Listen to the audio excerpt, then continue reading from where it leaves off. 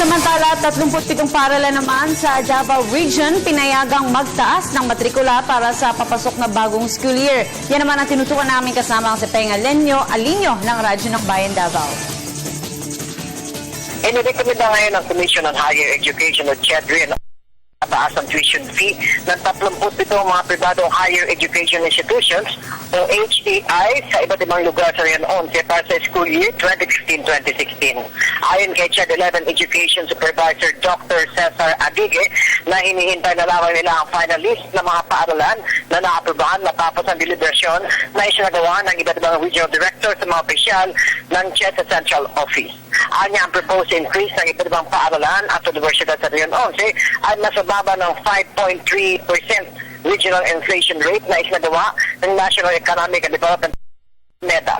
Magandaan niya ngayon ang figure kung ikukumpara nung nakarang taon na may 10% talaga ang pagtaas sa tuition fee at iba pang fee. Ang inirekomenda lamang nga niya nila na magtaas ang tuition fee sa Rion 11 ay 37 dahil ang ibang nag-apply ay may problema sa mga application requirements sila, dagdag pa ni Adike. Para sa Telebisyon ng Bayan, Peng Alinyo, Radyo ng Bayan, Davao.